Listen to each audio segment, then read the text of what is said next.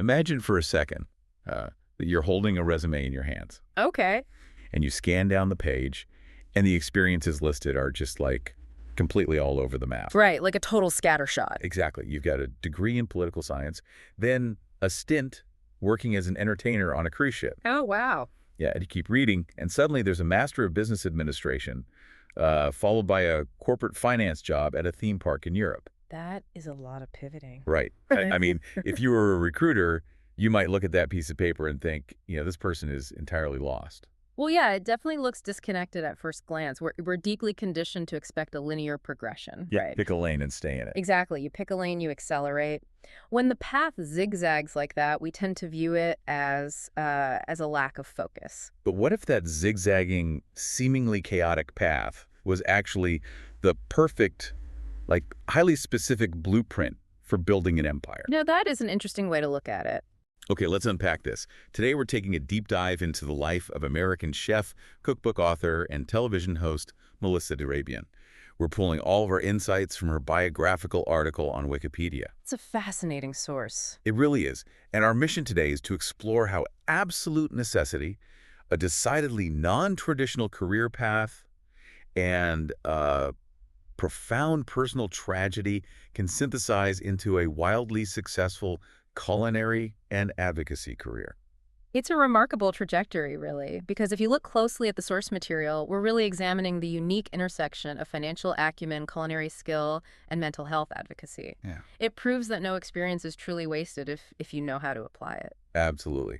And to you listening, if you have ever looked at your own background and felt like your career path was, totally disjointed. Like you're just jumping around. Right. Or if you've ever wondered how public figures manage to turn private, devastating grief into public good, this deep dive is going to provide a massive aha moment for you. For sure. So we need to start at the beginning, because the foundation of Melissa Arabian's culinary empire, well, it wasn't built in some professional kitchen. It was built in childhood. Yeah, she was born Melissa Donovan in Anaheim, California, but her early life was characterized by constant movement. Lots of relocating. Right.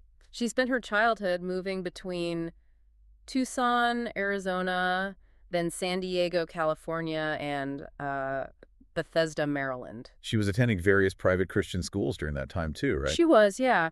But really, the defining dynamic of her early years was her family structure. Her parents divorced when she was just a few months old. Wow, just a baby. Yeah, meaning she and her sister were raised entirely by a single mother. And her mother wasn't just a single parent. She was actively paying her own way through medical school. Which is incredibly intense. You just have to pause and imagine the intense pressure of that household environment. I mean, the financial margins must have been razor thin. They were practically non-existent. And that is really where the origin story of her culinary philosophy truly begins. Because of the budget. Exactly. Because money was so incredibly tight, Melissa was forced to learn complex budget strategies at an extremely young age. Just to help the family survive. Right. But it went beyond just crunching numbers.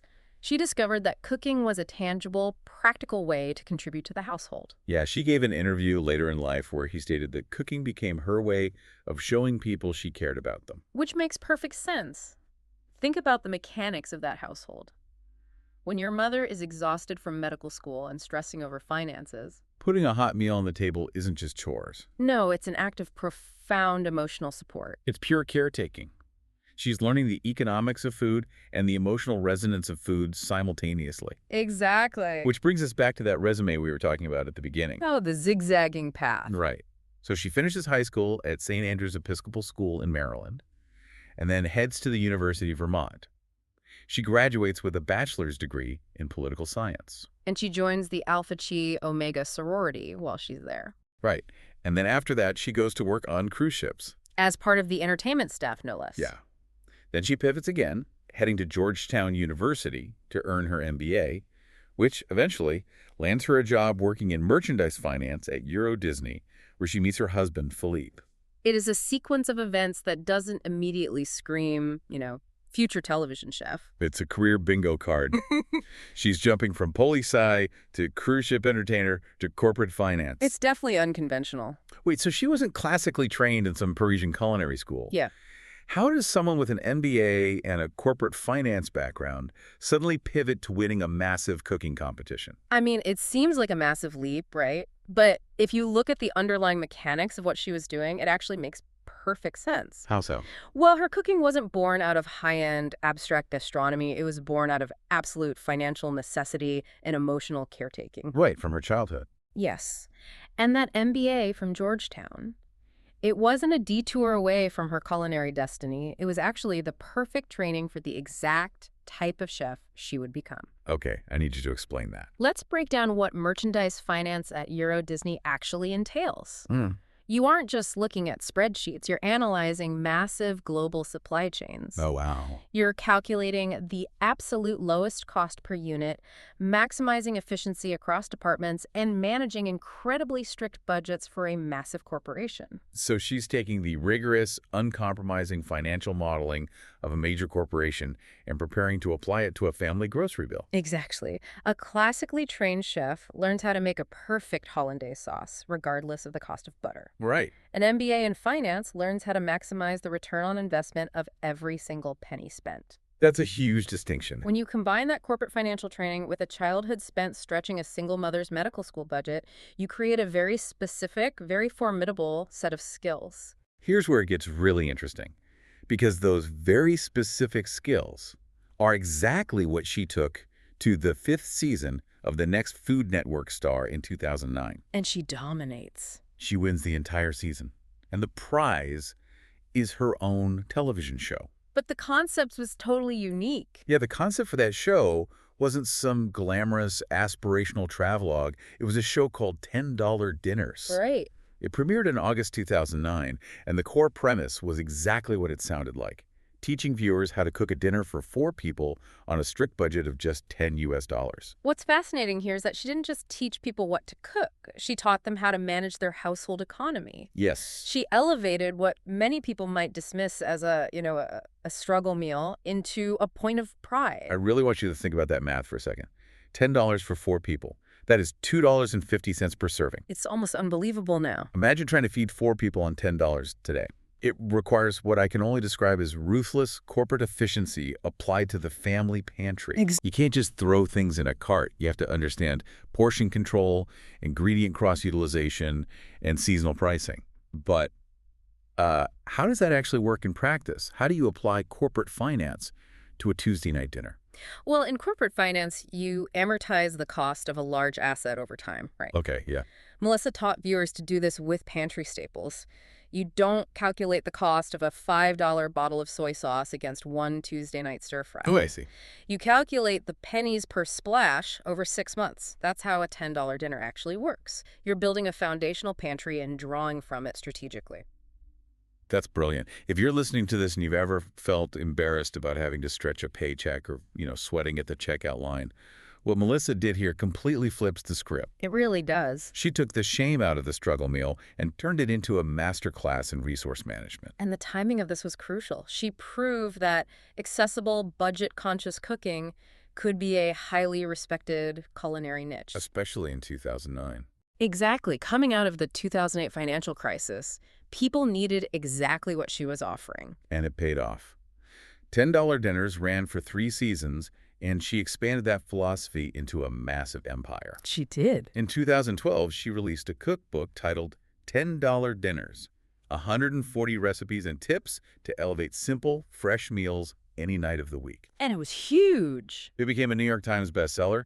She completely owned that space. But she didn't just stop at budget dinners. Right. Also in 2012, she started hosting a show on the cooking channel called Drop 5 Pounds with Good Housekeeping, which focused on low-calorie recipes and weight loss tips. She really became a staple across the network. Yeah, appearing on shows like Chop, The Best Thing I Ever Ate, and The Best Thing I Ever Made. She also became a frequent judge on Guy's Grocery Games. Oh, And there's a brilliant little callback to her past on that show. oh, the French.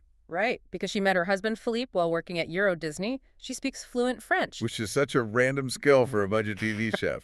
But she's actually demonstrated her fluent French on Guy's Grocery Games, utilizing that specific, random-seeming chapter of her life on national television. It's amazing how all those seemingly disconnected dots from her resume are now fully integrated into her on-screen persona. Everything had a purpose. The cruise ship entertainment background. That gave her the undeniable on-camera charisma to hold an audience's attention. Absolutely. The Georgetown MBA gave her the budgeting framework. The childhood need to care for her mother gave her the culinary foundation. All of those pieces snap together to build a television star. Wait, so she wins this massive Food Network show. She's building an empire based on the survival skills she learned with her single mom. Yeah. Where is her mom during all this success? Was she getting to watch Melissa on TV? Actually, no. And that is the unspoken weight behind her entire television persona. Oh, Yeah. By the time Melissa was on our screens, her mother had been gone for 20 years. that's heartbreaking. On April 12, 1989, Melissa Arabian lost her mother to suicide. Oh, wow. I mean, looking at the source material, Arabian didn't mince words about the impact this had on her. Not at all.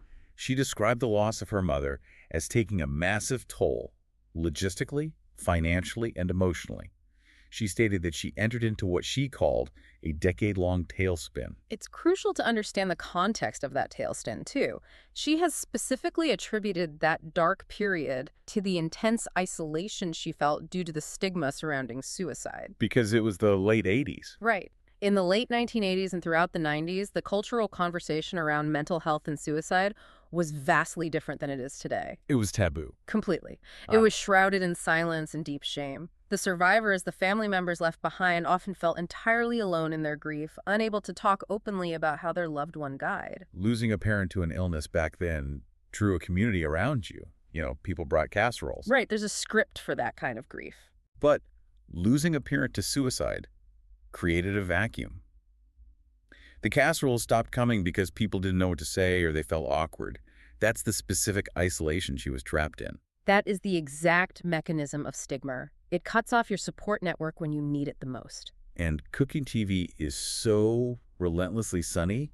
It's all smiles and perfect lighting and upbeat music. Which makes carrying a stigmatized, unresolved grief into that environment incredibly isolating. So what does this all mean for someone who is suddenly thrust into the bright, cheerful spotlight of daytime cooking television while carrying this heavy, stigmatized grief? It's a huge conflict. How do you even reconcile those two things? Did she just hide it? This raises an important question about the responsibility and power of public platforms. Many people in her position would have chosen to keep that part of their life completely hidden to protect their brand. Yeah, nobody expects the host of a budget cooking show to bring up suicide. Exactly. But Darabian took the exact opposite approach. She used her visibility to aggressively combat the stigma of mental health and substance abuse. And it started in such a seemingly small, yet incredibly brave way. On the competition show. Right. Her public advocacy essentially began when she decided to dedicate a recipe to her mother on an episode of the next Food Network star. Which was a huge deal. Just by doing that, she broke the silence. She named the reality of her mother's life and death on national television. And that simple act of dedication caught the attention of the American Foundation for Suicide Prevention, or AFSP, in 2009. They reached out to her. They did.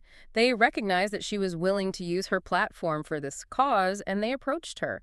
They ended up publishing one of her recipes at a National Survivors of Suicide Day event. Oh. And from there, her involvement deepened significantly. She didn't just lend her name to a press release either. She got in the trenches. And maybe this is where that political science degree from Vermont finally comes back into play, because she knew how to navigate advocacy. She really did. She participated in the San Diego Out of the Darkness Community Walk.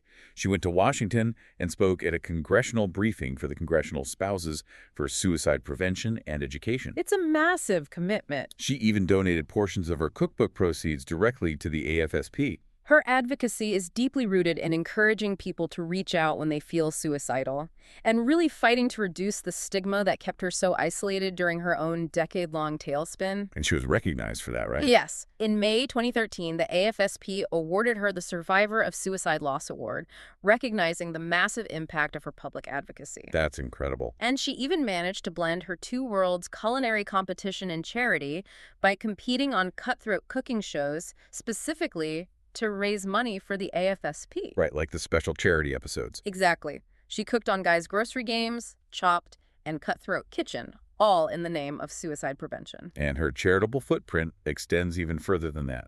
She's volunteered to teach family cooking courses for the Coronado Substance Abuse Free Environment Organization. She's very active. She even live tweeted her own mammogram in October 2014 for National Breast Cancer Awareness Month. She consistently uses the vulnerability of her own life to educate and protect others. When you look at her entire journey, you see how every single element was necessary to create the person she is today. It really is. Think about the arc we've just traveled. We started with a young girl moving from town to town, watching her single mother struggle through medical school. A girl who learned to cook not for the love of high-end cuisine, but to ease her family's burden. Exactly. We tracked her through a political science degree, entertaining on cruise ships, and crunching numbers in a corporate finance office at Euro Disney. If we connect this to the bigger picture, Melissa Darabian's life is a masterclass, in proving that true expertise often comes from surviving and adapting, not just from formal traditional training. That's so true. Her authority as a chef didn't come from a culinary institute. It came from the lived reality of needing to stretch a dollar until it screamed. And her authority as an advocate didn't come from a textbook. It came from surviving the devastating loss of her mother and navigating the crushing isolation of grief. She took a decade-long tailspin and turned it into a lifeline for other people. She took a $10 budget and turned it into a New York Times bestseller and a television empire. It completely changes how you look at a scattered resume, doesn't it? It completely reframes the idea of the detour. In her life, the detours were the actual road. The financial struggles, the disparate jobs, the unimaginable loss, they were all compounding to build a platform of immense public value. So as we wrap up this deep dive, I want to leave you with a thought to mull over as you look back at your own life and the unexpected turns it might have taken. Think about the hardest lessons you've had to learn. What if the very things you were forced to learn during your darkest or leanest times, like stretching a single dollar, or cooking a comforting meal for an overwhelmed parent, or surviving a stigmatized loss, what if they're actually the hidden blueprints for your greatest future achievements?